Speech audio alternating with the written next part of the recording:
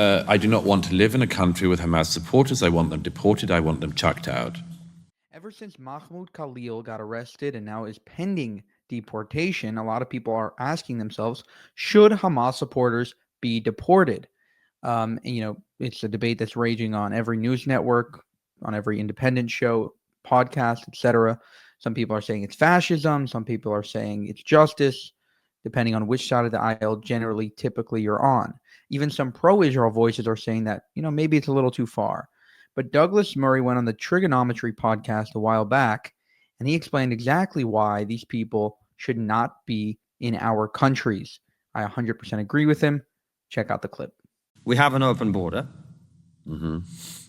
And there is, despite the fact, there was a poll done in recent weeks which showed that 92% of conservative voters and 70% of Labour voters, which was higher than I expected, support deporting people who glorify terrorism. And yet we sit here, all three of us, knowing full well, as everybody watching this does, that despite the fact that we have a quote-unquote far-right government, that is never, ever going to happen. Well, it might not happen under this government, but it'll happen under one in the future. The first thing is the British public are totally right. I do not want to live in a country with Hamas supporters. I want them deported. I want them chucked out. Simple. And I will do everything I can to ensure that happens. I am fed up, by the way, of the centrist dad hand-wringing era, where people say, oh, but might it be against our liberal values? And might our liberalism... I'm not as interested in that as I am in Britain remaining Britain. I am much more interested in that. At every time of national emergency in our nation's history, we gave something up to survive. We did in the Napoleonic Wars, we did in the wars of the 20th century, and we will have to now. This is the thing we give up, extending tolerance to people who do not extend it back to us. It should be over, that era. The first person who must be deported from the UK and have his citizenship withdrawn is a man called Mohammed Sawalha, who lives in North London. I am happy to start handing out his address if need be. Mohammed Sawalha is a former military commander of Hamas in the West Bank.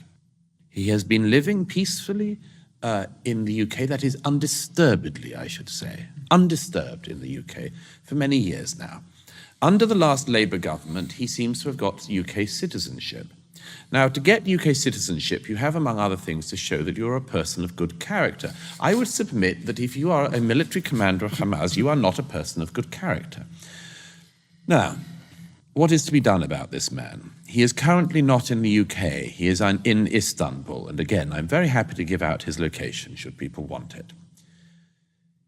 I do not want that man back in my country. I don't want him here. If he arrives back here, he should be arrested and deported. Now, I would also like him to go to the Gaza. Mohammed Sawalha should not be in the UK. The name of this man is now out there. It was put on the front page of the Sunday Times a couple of weeks ago. I immediately got my lawyers to write to the Home Secretary, the Prime Minister, the Director of Public Prosecutions, and the Attorney General, saying that if they do not prosecute him, I will get a prosecution myself. This man cannot live in my country. He will be the first, and we will see how many more need to come after him. He should not have British citizenship. We do not want him here. We have not benefited from his being here. Let me throw one other name straight out there who should be on the same list.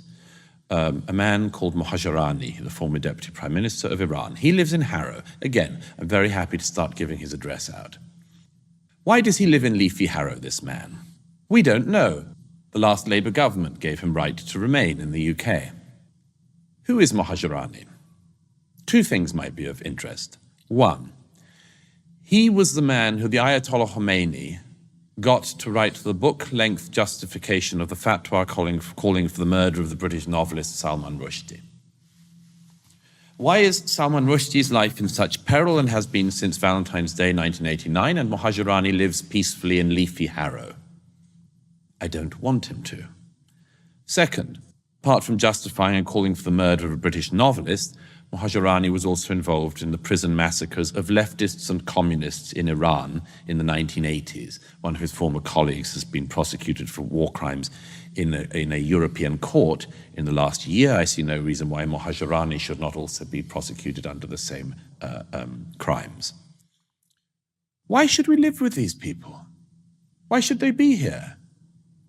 My forebears didn't fight off generation after generation of enemies, only to have these enemies given the right to remain here.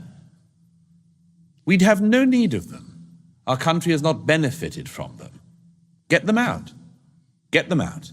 And if the government will not do it, at some point the people will do it.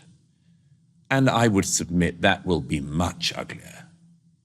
And it's, you know, at one point, Douglas, I would have said, you know, this is too far.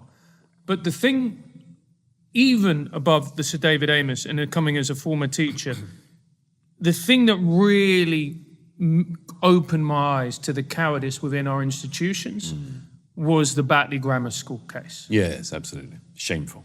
And the capitulation of the union, the refusal to stand by their member, which is a working class tradition going back generations. One of the finest traditions of the unions.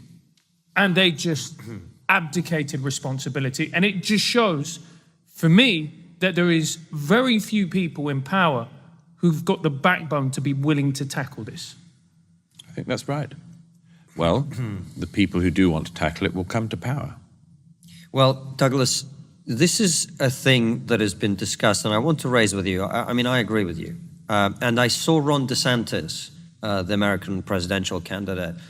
He gave a speech in which he said, the point of immigration is to bring people who are going to benefit our country. And I thought, I haven't heard someone say that for about 20 years. As a politician. UK. Yeah, quite. Which to me seems like a fairly uncontroversial statement, actually. But the argument that I see going around online, I mean, these people specifically that you're talking about, I think few would argue about. Oh, I bet they would. Anyway, well, if they don't argue about it, why not do it? Quite. And I want to come back to that as well.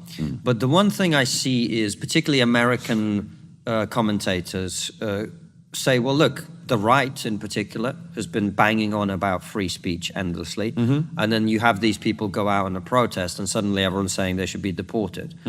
What do you say to those people? First of all, not everyone's saying they should be deported. A small number of us are.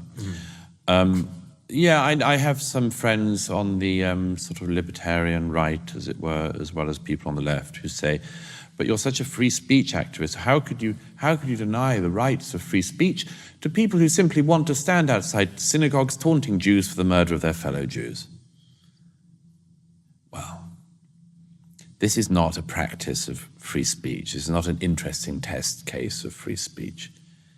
It's very straightforward. Throughout our history, as I mentioned earlier, we have repeatedly been willing to say that certain things trump our most cherished values, and the main one is our ability to survive. Brilliant insight there from Douglas Murray. Again, these people hate the West, they hate America, they hate wherever they are, and that is why they should be kicked out. You know, it's a privilege. It's a privilege to live in America. It's a privilege to live in the West. And if you're going to take advantage of that and advocate for a terrorist group, or at least a group that is designated by us, meaning the country, the home country, as a terrorist group, then leave. Bye. You don't deserve to be here. Give up your spot for somebody else. And again, these aren't, citizens. These aren't people that live there permanently, that live there 70 years and are like proud, patriotic citizens. No, these are people that hate America, hate the West, and they're student visas, or et cetera. They're just here for an education and an indoctrination, really, and to terrorize other Jewish students. For more, subscribe to the channel. If you want to help us make more of these videos, you can go to buymeacoffee.com/JewishUncensored. Thank you for watching, and have a good one.